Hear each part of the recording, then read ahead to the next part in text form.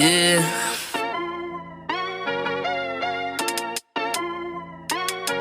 Yeah. Look at me. Benchmark, they're speaking the facts that you wanna hear. They rep a jersey, the vision is clear. Diamonds glisten like a chandelier. You know what I'm here for, like Marshawn Lynch. At clutch time, we do not flinch. Real brothers, we do not switch. Hit home runs with the right pitch. Who run the city?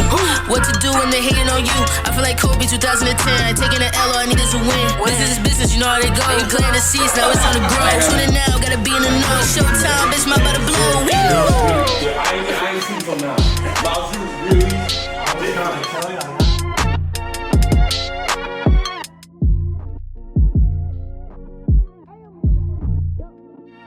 Benchmark Podcast. What's up, bro?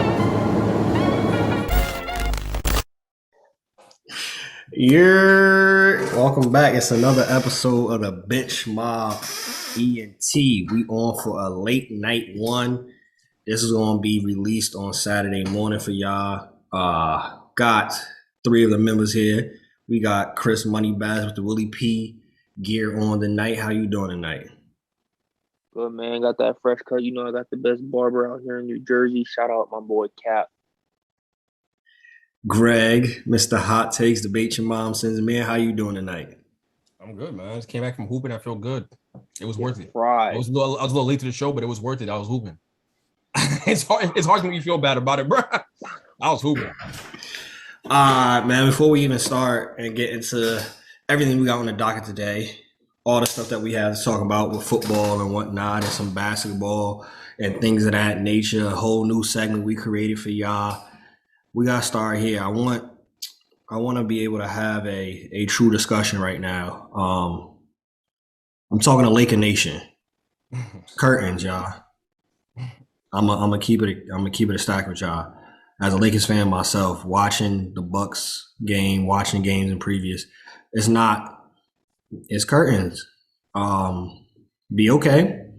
Embrace the games being exciting, possibly, but there's no championship coming to LA this year. It's not. The Russ thing is not working. It's not working. It won't work. AD, Bron is out. This is time for AD to go bananas. Proving my point again. AD is not a number one.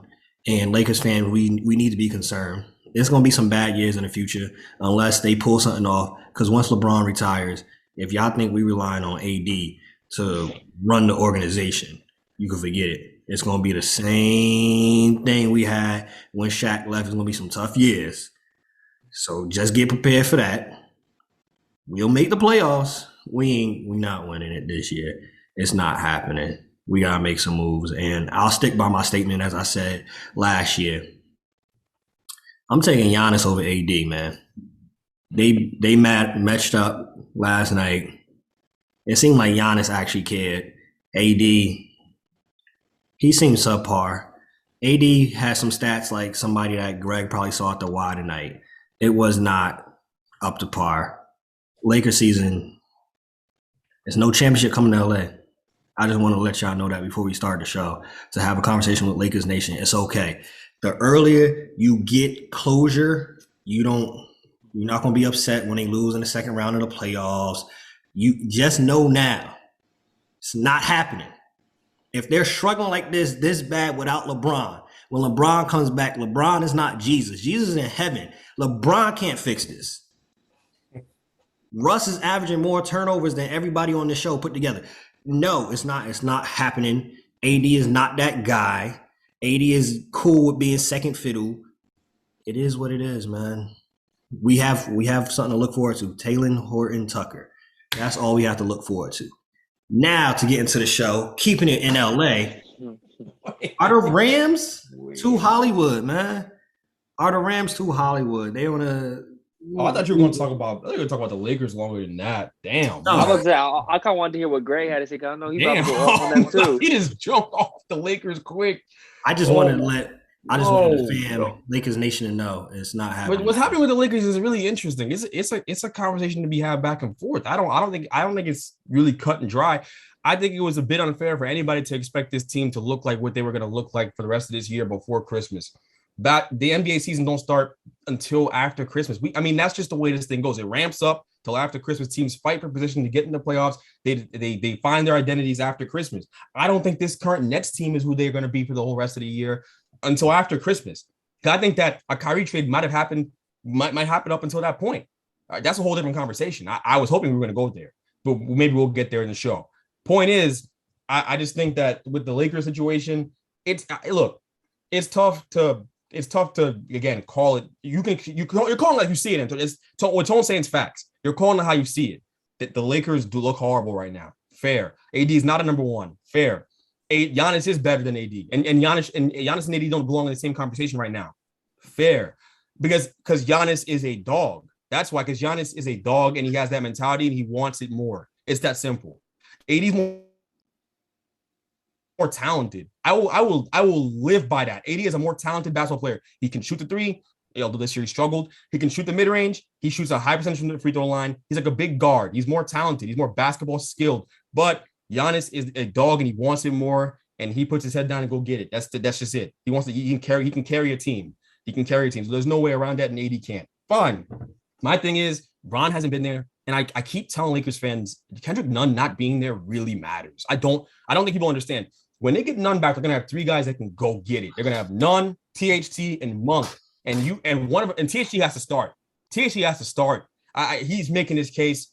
He's taking that next jump. He's actually he's gonna be underpaid by the time this year is over. He's very good. And I've been a bit on the THT bandwagon since this show started. If everybody can remember, I was talking about that. So no, man, I don't think it's over. I think Lakers fans can remain. Look, it's hard to be optimistic, and I know that we're in a microwave culture where we expect things right away. It's gonna take time. And with Russ, look, I had the idea in the group chat. You use Russ the way the Warriors use Draymond. You partially use him to initiate offense, bring the ball up the floor. You have him roam the paint and kind of fill open spaces, catch, turn and face, drive, kick, right? Like, I'd rather see him in that role than a role where he's playing primarily point guard. And I think that'll change. They're going to use him more as a screener because they did it when Bron was playing. They look good when Bron played, man. Like, they look good. It's just, I just would caution people to relax with the slander for the Nets and for the Lakers. Relax. We are 16 games in to the season. It's just way too early. It's just way too. This is an 82 game season. They played till June. They played till the summer, May, April. Just relax. Just relax. You don't think they trade Russ before Christmas? No, because no one's in a trade for Russ. They are stuck with Russell Westbrook. No one wants $40 million for Russell Westbrook services. No one's going to pay that for him. So it's fine. That's okay. But I just don't think this team's a finished product. They don't have none. They don't have all their guys yet. That team's talented. That Lakers team is talented. And honestly, unlike everybody else, I don't think there's an excuse. They should get out of the West. With that roster as constructed, I know the Warriors are very good. They should get out of the West with that roster. And if it takes Bron being there to put a battery in AD's back because AD needs that, so be it. You deal with the AD problem when Bron is gone. Right now you have LeBron James, which means that you have a chance to win a championship. Whenever you have Bron, you have a chance to win a championship. Bottom line. Lakers fans can be upset now, but understand every team in the league would like to be in your situation right now. Would love to be you, right? If they'd love to have LeBron and AD on their team. Trust me, it's better than 99% of the situations in the NBA. So just relax. I'm not saying it doesn't look bad. I'm not saying I'm not frustrated watching Russell Westbrook turn the ball over. I think his jump shots are turnovers. I think his jump shots because they don't hit the rim. Like it's just an automatic fast break starter for the other team when he shoots. So yes, I understand the frustration. I get it. We can move on to football here. I'm just saying that Lakers fans need to relax. I think Bron's going to come in and stabilize things. They're going to go on a couple winning streaks this year. It'll be up and down. They'll stabilize as they get towards the playoffs, and then they'll make their run. They need to be healthy. Who cares about the regular season? Be healthy. Bron teams always have chaos on them. That's a Bron team thing. That's a Bron team staple. I would just relax a little bit. I'm just saying. I think this team will be fine. You're going to have Nunn, Monk, THT, Ariza to hit the corner three. Look, man, you guys stay healthy. You guys have a chance to win the whole thing. There's no reason, honestly. With Bron and them, you got to get one more. You can. It just looks bad now. I understand. That sounds good. The issue is that we still have Russell Westbrook on the team. We don't know what's happening with that. But Frank Vogel, I don't want to hear from nobody. I've been saying this since last year. I've been saying it when they won the championship. Frank Vogel ain't it, my guy. He is not it. The lineups, the losing of the leads, no. Frank Vogel is not it. Rob Pelinka, we need to come for you too, boy. why, hearing that there was a possibility to get DeMar DeRozan, who is balling. We had Kyle Lowry as a possible option at the trade deadline last year, and y'all passed both up. They passed up on Kyle Lowry. For Russell Westbrook, PhD. Really? They passed up on Kyle Lowry on Russell Westbrook right now, who is not fitting in. And the thing is, I get what you're saying, and this all can change. But guess what? If the Lakers think they're going to be a 7th or 8th seed team this year, and going to do that again, they're going to be right here with us on Bench Mob talking about what they could have done. Straight like that. It's not going to work like that. The Laurie deal, they passed up on that to keep THT, and THT looks really, really good. So they could have got Laurie. They still could have got Laurie because at the end of the day, y'all let Caruso walk. So y'all could figure it out money-wise. Y'all could figure it out money-wise. You mentioned Kyrie. One of the things I just want to ask before we even transition, because you mentioned Kyrie, I heard an interesting trade that came up, and I wanted to hear your thoughts on it. They mentioned Kyrie for KP. Porzingis. No. Not nearly enough. Just because Kyrie is an idiot, it doesn't mean that he's not good at basketball. I want a great return. I'm not trading him for KP, a guy who's underperformed the last 3 years in Dallas. No way. And hurt most of the time. Hell no. No, that's a bad deal. They can get a lot more back. I'd rather have Tyrese Maxey and Ben Simmons at that point. Just give me them and a couple firsts, because Kyrie's still that dude. He's still great at basketball when he's playing out there. He's still that guy. Nets can get recoup top value for that guy. He's still healthy, man. Look. The thing is, Philly, I don't think they do it though, because you got to think about that's shooting himself in the foot. Why? They suck right now. Why? And they suck right now. And Ben's not coming back. Ben's not playing for them. He's not playing. Of course not. So what's your alternative? Look, Philly doesn't have to do it. There's other trade partners out there. I know there's teams calling the Nets. We've all heard it from Woj and Sam, from reliable sources. I'm just saying, with every Nets loss like the one they had against the Warriors, that you get an inch closer to the idea of Kyrie getting traded for real. And also, I was telling my dad this, this rule about getting vaccinated in New York is not going anywhere. Next year, it'll still be a thing. You still got to show your vaccination card to get into Barclays. You still got to be vaccinated to do anything in New York, to go into a bar, to use a bathroom in a facility. You have to show your vaccination card. So Kyrie cannot play in New York if he's not going to get vaccinated, meaning that by Christmas, if he has not played, the Nets I think the Nets are going to trade him. I think he's not going to play as a Net the rest of this year. Or for the rest of his career. I think his career as a Net is over. Kyrie's career as a Net is over effectively because he's choosing to take this stand. He's too far gone. He's on Instagram posting Matrix memes. He thinks he's got it over on all of us. So I'm just saying, I love watching him play. I'll watch him play where he plays next. I just don't think he's going to be here as a Net. There's no solution. Am I wrong? Like, no one's talking about this, by the way. Is anyone saying that this rule is not going anywhere? COVID's still a thing. You're still going to have to show your vaccination card. You're still going to have to do all that stuff. So I just don't see how Kyrie fits into the Nets' long-term plans when he's choosing to take a stand. He don't even fit into the short-term plans because unless he has evolved and changed his mind and figured out that he's going to suddenly get it, it's over. There's no logical way. They're not changing the law just for one individual person. Essentially, like obviously, there's more people that are upset and would like to not be able to have to be vaccinated to go places in New York, but nothing's changing in that regard. So, facts. And for all my people who tell me that the Nets have no fan base, they're sending me the Stephen A. Smith clip. We just talked about it. We'll touch it real quick. The Nets moved away from their fan base in New Jersey. Going to the Barclays, you try going to the Barclays Center. It is the most inconvenient thing if you live in New Jersey. They left their home state fans. When I went to iTown Center, it was packed. When I went to Continental, it was packed with Vince Carter, with Richard Jefferson, with Jason Kidd, with Kerry Kittles. It was packed. New Jersey showed up for this basketball team, and they moved them out of our home state. And now you go to Brooklyn. It's inconvenient to get there. You take the train for a 7:00 game. You're getting home by like 12 because you have to take 2 trains, not one. Like you go to MSG, you take 1 train, walk upstairs. It's not that convenient. So for everyone telling me that, for everyone saying the Nets fan base is dormant, for all the slander we get, they're getting out there. I'm a Nets fan. There's plenty of Nets fans in Jersey. There's a Nets fan community that's very real. It's just in New Jersey, and they'd rather sit at home and watch on the TV than take 2 trains to get to Barclays or drive to Barclays and pay $60 for parking like Chris and I did. So it's there's no way around it. Like, it's just an unfortunate situation. But Nets fan base is very real. So all that chatter, they don't know what they're talking about. I say, hey, Nets fans, switch your team because they did y'all dirty. Any local fans in New York tri-state area, switch your team. They did y'all dirty. The Giants win, they don't get no love to Jersey. They play in Jersey. The Jets, they don't win, so they could keep that love over there anyhow. And then you got the Brooklyn Nets went to Brooklyn. They don't care about Jersey. They want to use Jersey up and then don't give us no love. This is why I don't root for none of y'all. Hey, Greg, I used to say the same thing about the Bengals when you watch them on TV and you see empty seats. I used to say there's a big fan base at home. Yo, you can't leave. If you're a Nets fan, you wrote out this long, you're not leaving. You wrote it out this long and the Nets are good and you're going to leave. The Nets are 11-5 and people are talking like they're in crisis. They've won 9 out of the last 10 games. I think they're about to be in first place in the East. Yeah, all right. They're not going anywhere. Just sit home and watch on Yes Network. We have a great broadcast team. Shout out to Sarah Cusack and all them. They do a great job. I'm fine watching at the crib.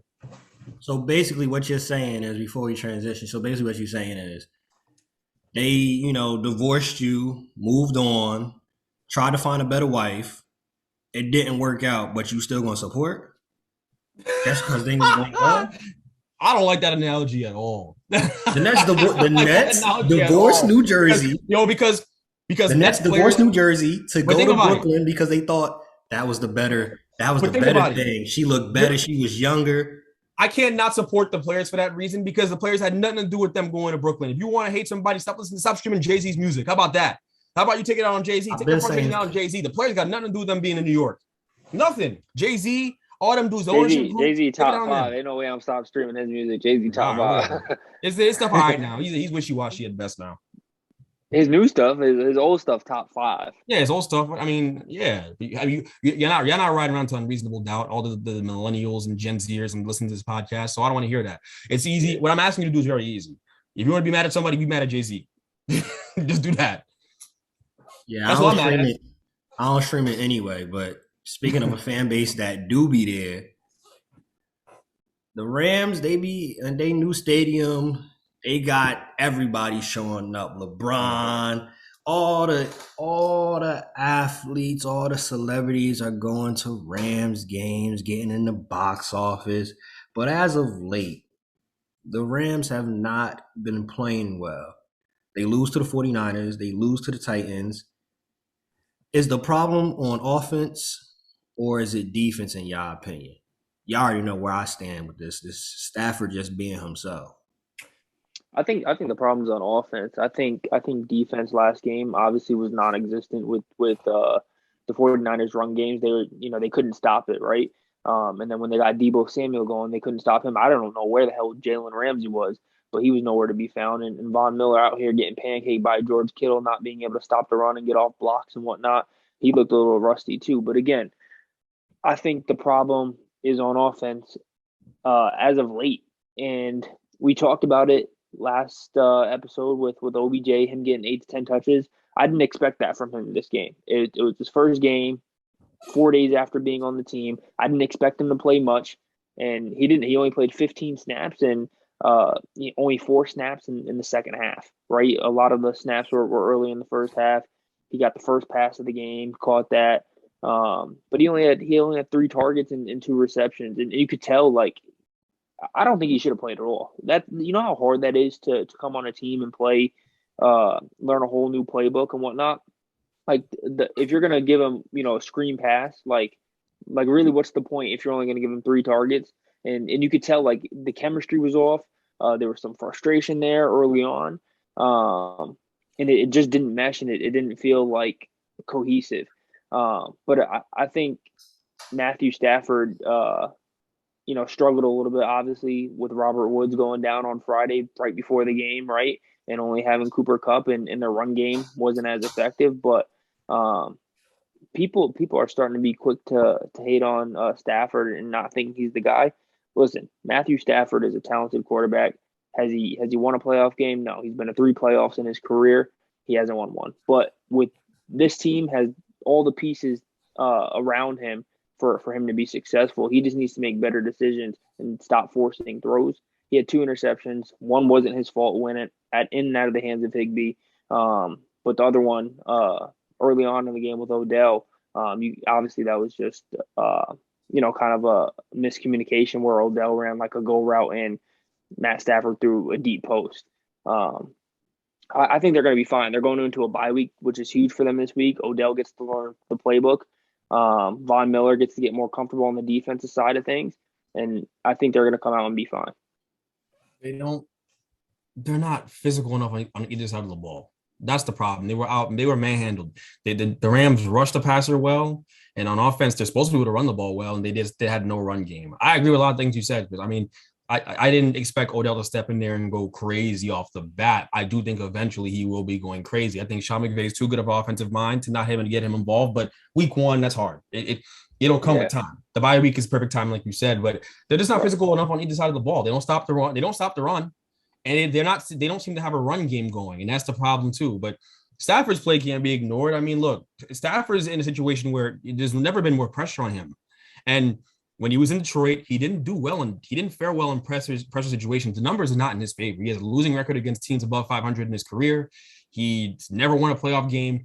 And yet we don't really talk about him the way we talk about number 1 overall picks who don't do well, because he's very talented. He has highlight plays. He's played with great receivers. I get it. And he is. I was in the bandwagon saying that.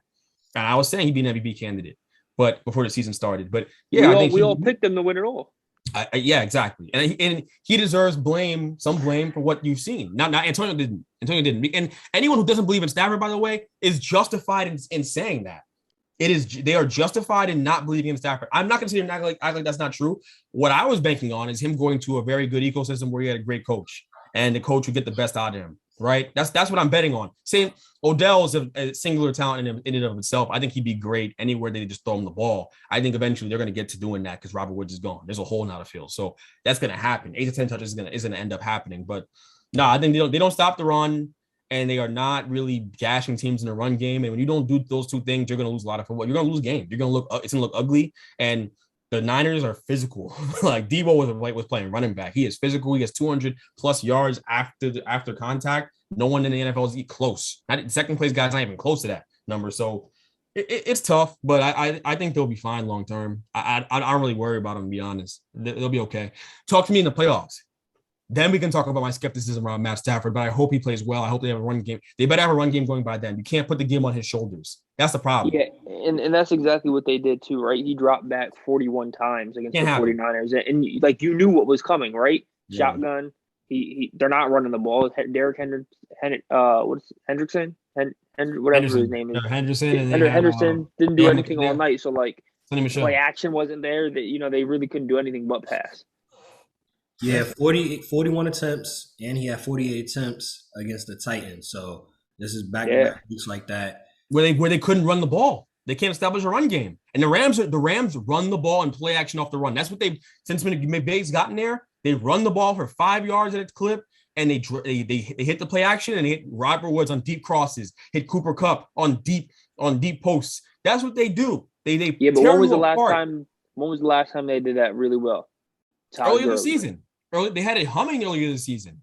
Earlier this season, they had it humming. Cooper Kupp has like 10 touchdowns off of that system alone. That's what they're doing. They're just gashing in the run game, and they get open on play action. They don't do a lot of spread offense. They don't do a lot of shotgun looks. It's really more off play action and design. Like, that's really what's happening. They've just gotten too cute as a team. Get back to gashing teams in the run game and playing off the run. Play actioning off the run. That's it. Like you said, make things easy for Stafford. What like you said, they too Hollywood. They in LA now. They're getting too cute. Stafford, and how about you have and please have Odell run more than 2 routes. I know it was the first game, I get it, but he can run crazy routes. I mean, he can run a stick and nod. He can run all types of routes. Stop with the go routes and the comeback curls. That's stupid. Have him run some real routes. I expect to see him running more stuff, slants. Get him going, and I think they will. And we'll see their best later on in the season. Yeah, Stafford's in LA now, but you can't take the Detroit out of Stafford. Patrick Mahomes. That's a fair criticism. It really is. It's fair. It's not. Patrick Mahomes and the Chiefs, they are on a 3-game winning streak. Are the Chiefs back? There are 3 games that they won. They beat the Giants 2017. Mahomes was 24 for 48, 275, a touchdown, an interception. A great, exciting game. Packers 13-7, they win. Mm-hmm. Mm-hmm. 20 for 37, 166 yards, 1 touchdown, no picks. Mm-hmm. And then last week, Raiders, they blew the brakes off 41-14, 35 of 50, 406 yards, 5 touchdowns, 0 interceptions. Are we back on the Chiefs bandwagon? No. No. Hell no. They snuck out with the win against the Packers, only putting up 13 points, which is unconstitutional for the Chiefs. And then with obviously last week the Giants, they snuck out with a win too. But last week against the Raiders, that was the first time this season that you could say, okay, this team looks halfway decent.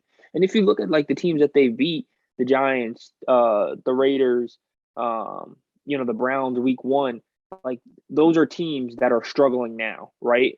Somewhat. They haven't beat a team that is expected to win a playoff game this season. And I think that's going to be they put up 3 points against the Buffalo Bills. They got smacked by the Buffalo Bills earlier this year.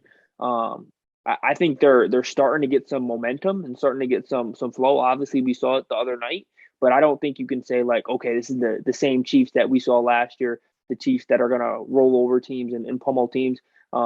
Because Patrick Mahomes, like you just named the stat at 24 for 48 a few weeks ago, 1 touchdown. Like, yeah, they got the win, but that's not good quarterback play.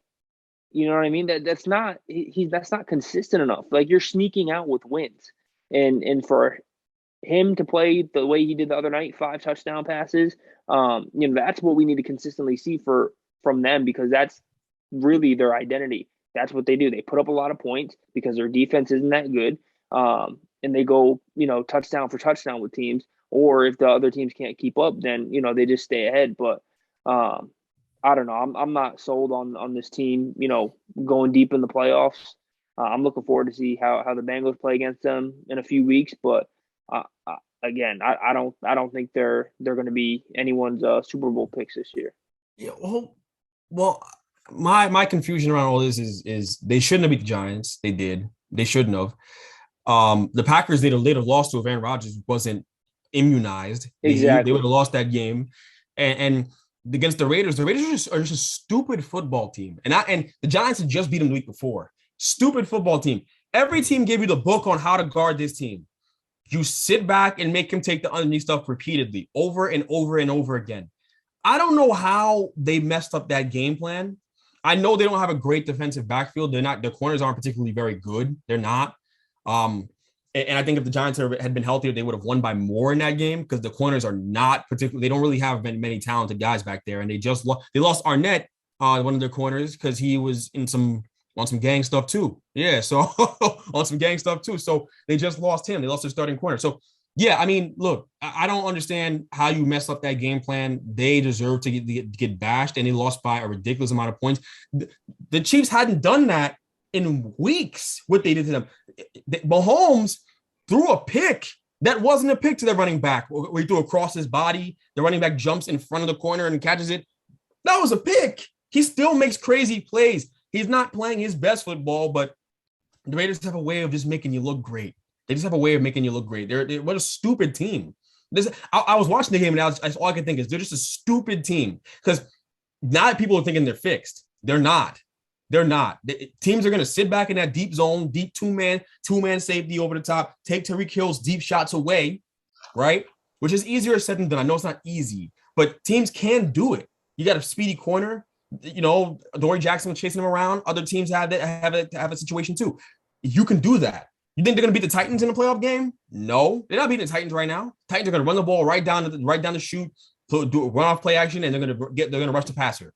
I just don't. Look, I don't see them competing with those top teams in the AFC. They're not fixed yet.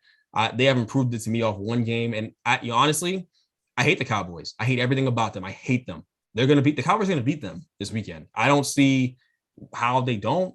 As the Cowboys go back to being the Cowboys, and maybe they won't. But I think the Cowboys are going to win the game. I don't see any way they don't win. New segment, start, bench, cut.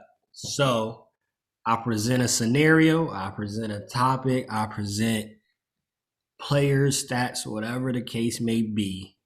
3 of them, y'all choose what you're going to start, what you will bench, and what you will cut. First off, Cam Newton will lead the Panthers to the playoffs. Odell doesn't work out with the Rams and is signing with another team next season. The Bengals and the Browns both missed the playoffs. Start, cut. See, I don't like how you did that there because you tied the Bengals into the Browns, so that has to be a joint answer. I think the Browns are going to miss the playoffs. I don't think the Bengals will. But for the sake of this, I'll let you have your fun. Wow, start, bench, cut. I think I'm going to start. So start's obviously a positive, right? Yeah. Okay. I don't know. I'm a little confused now because how does this work? Because a lot of what you said was negative. So you're going start, bench, cut. Which scenario are you starting? Which one are you benching? Which one are you cutting? So which one is most likely, essentially, which one you think might happen, and this one isn't happening? I would start the Odell. Oh, no, excuse me. I'll start the Cam. Cut that. Start the Cam leading the Panthers to the playoffs. I would bench the Browns and Bengals both not making the playoffs. And I'm gonna not bench, cut. I'm gonna cut them, and I'm gonna bench the Odell scenario. The Odell scenario. Because I don't see any way Odell's leaving LA. Odell's wants to be in LA his entire career. He's not leaving. I don't see, and I think they're gonna make the space for him to be there. So I also think the Bengals will make the playoffs for what it's worth. I don't think they're gonna miss it, but you gave me the option. Those are the odds you gave me with, so I'm gonna go with those. Yeah, that's fair. Start, bench, cut. Trayvon Diggs will break the NFL record for interceptions from 1952, which is 14. Chandler Jones will actually get double-digit sacks. He started off week 1 with 5 sacks. He now is at a whopping total of 6. That's crazy. Or will Joe Burrow lead the league in interceptions? He's currently tied with Sam Darnold at 11. Wow. That's a crazy stat. Wow. I'll let you go first, Chris. That's great. I didn't know that. I'll say this. Before I give the pitch. If you look at a lot of the interceptions that Joe Burrow has, it's our wide receivers' fault. A lot of tip balls and a lot of drop passes. I was just listening to the Locked On Bengals podcast the other day, and our offensive coordinator, Brian Callahan, was talking about that. Like, if you analyze, like, his interceptions, probably, like, 3 of them were just ultimately bad throws, and the rest were a lot of tip balls and things like that. But Joe Burrow is going to be fine. Not worried about him at all. All right, start, bench, cut. I'm going to cut that. Joe Burrow is going to lead the league in interceptions. Chandler Jones, I'm going to start. I don't think he's going to get to double-digit sacks at all. I mean, I've been following this week after week trying to see where he's at because everyone was blown away week 1 when he had 5, and now he's only at 6. Like, what are you doing? And if I'm that coaching staff too, I'm pissed. There's no other way around it. And then what was the third one? The one that I'm gonna bench. You'll bench Trayvon Diggs, breaking the NFL record of 14 interceptions. Yeah, I mean he's on pace, man. I think that can definitely happen the way he's playing because he plays aggressive, right? He's gonna get got for sometimes, but again, like the chances he's taking have been paying off. So I'll go with benching that. I would cut that just because I don't want to hear Cowboys talking about how their guy broke the record. Yeah, I'd cut that just off the strength of that alone. I don't even care. Honestly, when he said that, I didn't hear everything else. I just heard that. And the interceptions thing is interesting because I know Darnold's not going to play again. It's done for that deed. That's facts too. She's like, so Joe Burrow doesn't have a lot of competition there, in that category. Patrick Mahomes, he's probably next up. He's at 10. He's right behind him. Yeah, all right. You're gonna throw some more picks this year. They're not fixed. So yeah, I mean, I don't know. I think the Bengals got to run the ball more. You want a solution to that problem? How about you give the ball to Mixon more, run a little bit more, run off play action? I think that's smart. But they with all those weapons, I don't blame them for throwing it. I don't. Nah, man. I'm honestly, my only take is cut the Trayvon Diggs. Everything else, I don't really care. I'm sorry. If I had to do it, I'm starting. It's definitely most likely out of these. I'm starting that Chandler Jones doesn't get double-digit sacks. Oh yeah, for sure. I'm going to bench the idea that Trayvon Diggs will break the interception record. Mm-hmm. And I'm going to cut Joe Burrow leading the league in interceptions. I just can't see him finishing out the season leading the league. Like, I'm sure somebody else is going to mess it up. Patrick Mahomes, I think he's going to be having more games where he's throwing 40, 50 attempts, more than Joe Burrow. They have a way better running game. So I can see the Bengals relying more on Joe Mixon, and we're not going to see Joe Burrow throwing that many interceptions. And hopefully the wide receivers get it together and stop dropping the passes. Yeah, and they're in a bye week this week, right? We had last week off. We're playing the Raiders coming out on Sunday. So if Greg's words are true, and this really is a stupid football team, hopefully, we come out and smack them. But Joe Burrow has been super mindful. He said it after press conferences the past few weeks about his turnovers, and he's being aggressive, which I like, because again, if you look at these turnovers, you're like, okay, like, that could have either been really good or it could have been really bad. And it's not like he's just making like stupid, poor throws. Like these are good throws that the receivers just aren't catching. So you can live with those because his play all around has been really, really good. Perfect transition. Week 11 matchups. We're going to touch on a couple of them. Before I even do that, let me know what y'all think. I think these last 2 weeks, it's been a lot of bad football. I would agree. I haven't been interested in a lot of these games. I haven't really cared particularly much. Even like besides before the games happen, like looking at these matchups, like, ew, this what we got to watch this week. Yeah. Like even the game tonight, the game that they have on tonight. Oh, it's disgusting. Atlanta Falcons. They can't be. It's disgusting. Me and Chris was talking about it. The only logical thing was, all right, so before the season, Cam Newton was on the Patriots. Cam going to Atlanta. Matt Ryan should still have something left in the tank. That's the only way this makes sense to me, that they ended up on Thursday Night Football. Like, this is not protecting the product. I was telling Chris, like, if possible, they should cut off the game in between. Like, they got shut out tonight. There's 3 minutes left right now, and they're losing 16-0. Pat's moving on. Pat's moving on to 7-4. I don't think what the Pats are doing is sustainable, by the way. I don't think that playing mistake-free football and relying on a great defense, you can win some games. You can win a playoff game like that, but you're not going to go to the Super Bowl like that. If people talking about Super Bowl, they got to chill. That's not going to happen. I'm sorry. It's not. I don't know. Mac Jones is playing safe, and he's been playing safe all year. Earlier, huh? He's been playing safe all year. It was a stat in the first half where he didn't throw a pass over 25 yards. I don't think at all this game. But he only had one incompletion going into halftime. That's what Bill said. Here's what you're gonna do. You're gonna play a clean game for me, and my defense is gonna take this home. That's it. That's what Bill said. And Bill, and credit to Bill, he's the Patriots are very competent. Being competent in sports is hard. They're competent. They get the job done. They know what the hell they're doing. They know their assignments at all times, and they're always on top of things. They're smart. The smart football teams are hard to find. They just are. Think about it. Not many people root for smart football teams. Not many people root for smart professional sports teams in general.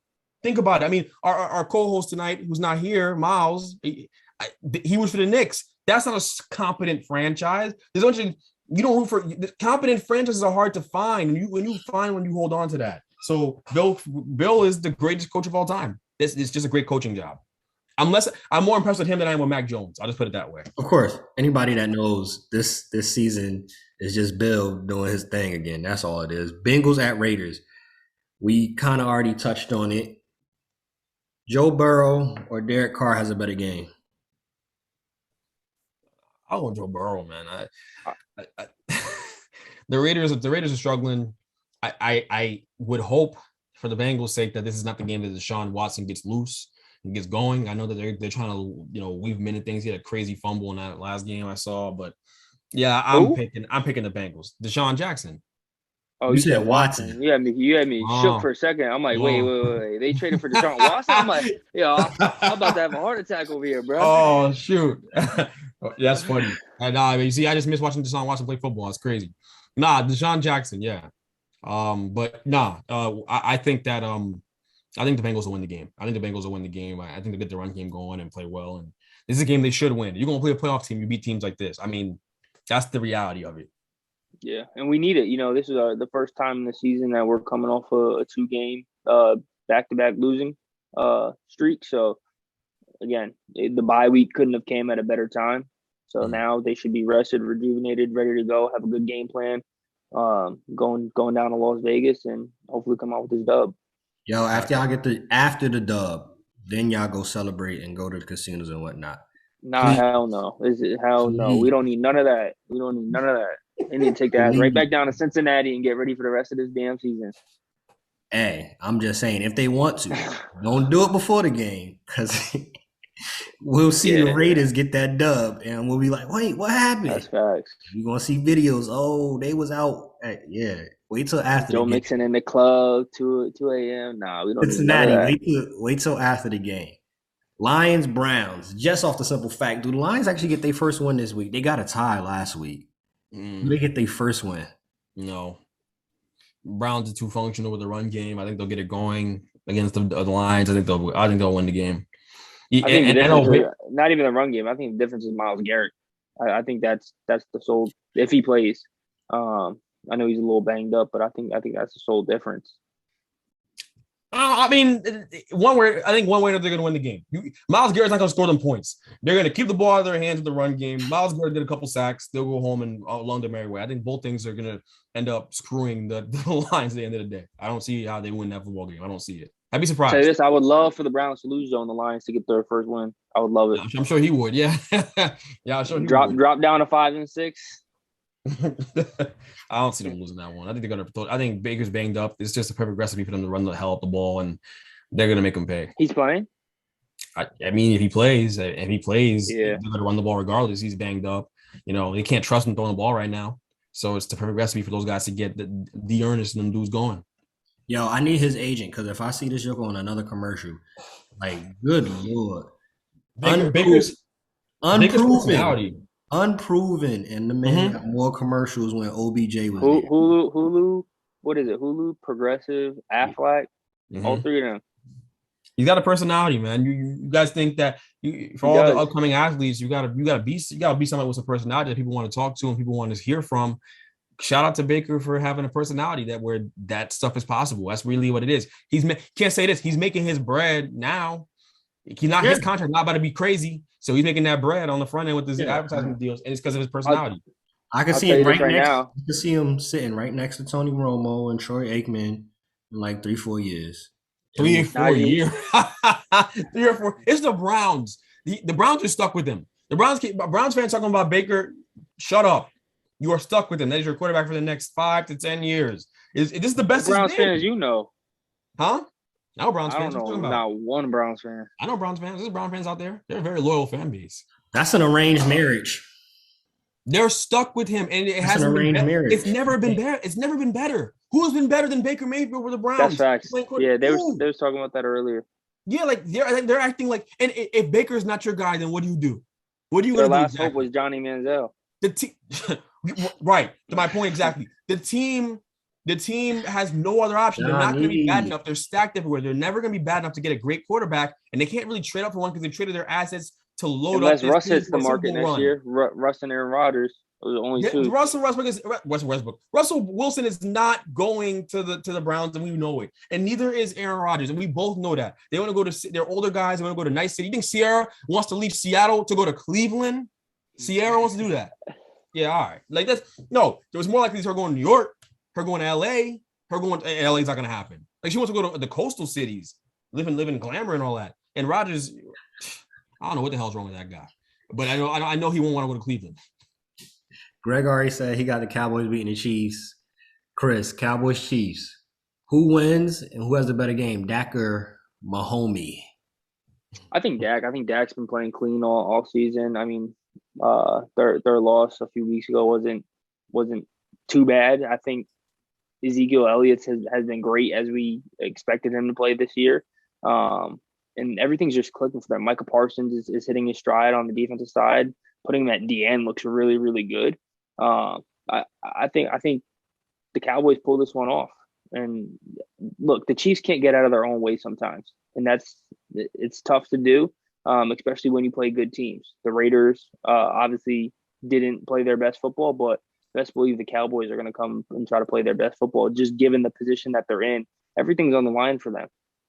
When you're this good at this point in the season, the halfway mark, you don't want to start to regress, right? You want to progress every single week, and I think the Cowboys have that mindset, given all the pressure that they have on them due to how they started, which has been very good.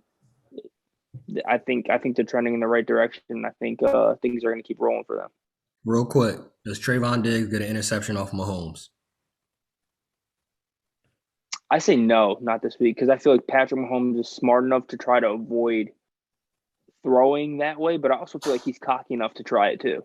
Who is Diggs going to be guarding? He's going to be guarding Tyreek Hill? That's Probably. not a recipe. Mahomes has to be off because not many guys can cover Tyreek Hill, and you draw back in that 2 safety look. You get a lot of help over the top to cover that guy. Yeah, I'm thinking they might double Tyreek. They're gonna have to. Trayvon Diggs is not a lockup corner in that way. He's not gonna cover him 1-on-1. That is gonna be ugly if they do that. They will lose the game if that happens if they try to do that. But I don't know. I don't know if he throws any picks in this game. I just don't think that the Cowboys are gonna lose a shootout. I think the Cowboys are more talented offensively. Crazy to say, I think they're more talented offensively than even the Chiefs. Last segment of the episode. Y'all already know how we close shows out. Flag on the play. Accept or decline. Jay Prince ends the Kanye Drake beef. Accept or decline. He's a mob boss. Jay Prince is a real life mob boss. When Drake said he got mob ties, he was dead serious. Jay Prince is that dude. I think the whole beef was BS to begin with, anyways. Really? Yeah, I didn't put much stock into it. I didn't hear no diss tracks. I didn't hear, and Kanye, it's not Kanye's bag. Kanye's never been that kind of rapper, ever. Dude dropped Donda. He was rapping about everything, but he threw some shots at Drake here subtly every now and then. It was an easy mess for Jay Prince to come and clean up. Someone Jay Prince's influence. When Jay Prince talks, people listen. When Jay Prince tells people to move, they move. Like, that's what happens. I mean, that seems to be the way things work in the entertainment industry with Jay Prince. So, I mean, credit to him for ending the beef, but are they gonna make songs together? Like, what happens next? Probably. They'll probably collab on some stuff. Drake ends all the beefs that he has. Who is he beefing with still? Pusha T, that's it, right? It's just Pusha, that's it. That's it. I don't think that's ending though. It shouldn't end. But that gave us some great stuff. That was a real beef. The Kanye stuff was not real beef. Kanye went and shaved his head all different directions and all that stuff. He's crazy as hell. Meek stuff was a real beef too. Yeah, but that ended quick, and Drake bodied him. I don't care what anyone says. That went in Drake's overwhelming favor. Drake had the greatest battle rap record I ever heard. Back to back. Period. On Meek's head. Period. I really don't even know why Pusha tried him after that. I know Pusha could rap and everything like that, but Pusha's like that guy who raps really well, but no one really cares. Like, I don't really care. Like, Pusha can really rap. Let me ask this before we move on. So Drake and Meek were beefing, and it went on for quite some time, bro. That was probably like 2016 to 2018. When they it wasn't until Meek got out of it wasn't until Meek got out of jail. That's when they buried the hatchet and whatnot, and then they released Going Bad. You think if Drake and Kanye release a song, right, collab on a song, you think it would be as good as Going Bad? Because Going Bad was a hit. Yeah, I think all Drake does is make hits. If Drake makes a song with Kanye West, the way Kanye's producing songs right now, the lovelies that he's at right now with producing music, yeah, just keep Kanye off of the verses. As long as Kanye doesn't try to rap, the song will be a hit. He tries to rap. Yeah, don't try to rap. And try to rap, it would be a problem. But yeah, I think easily, it'd be a hit for sure. As long as Drake's on the verses. California couple vanishes after stealing millions in COVID-19 relief, leaving behind 3 children. Accept or decline.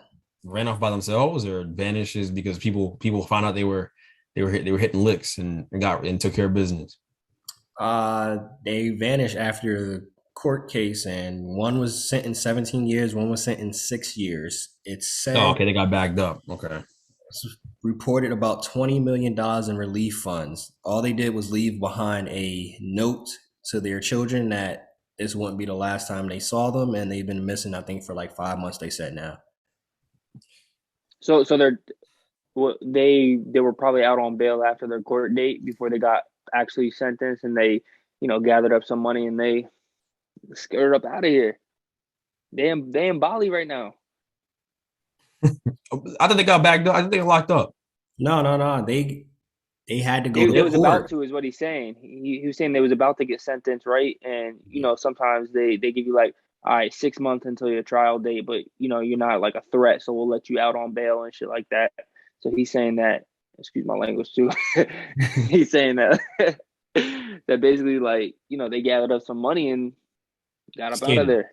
Yeah, a lot of people was hitting licks in this whole COVID thing. A lot of people want that unemployment money back so they can keep it hitting licks on the government.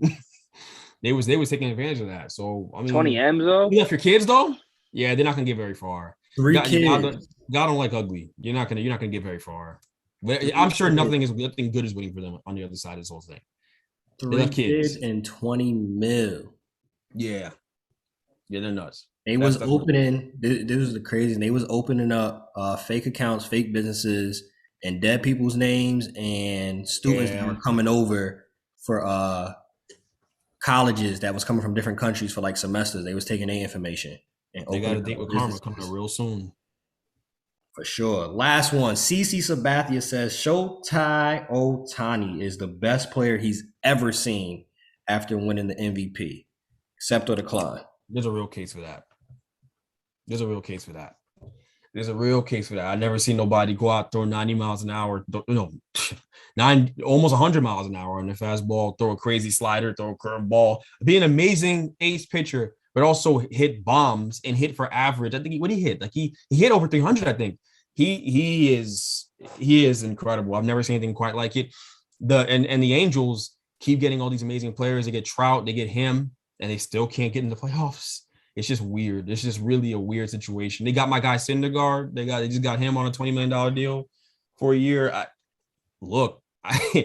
have a hard time. Like Ken Griffey Jr. I think is the best player I've ever seen. Barry Bonds and Ken Griffey Jr. 2 guys I always go to, but Ohtani's got to be better off the fact that he can pitch at an ace level and also hit bombs and hit for average.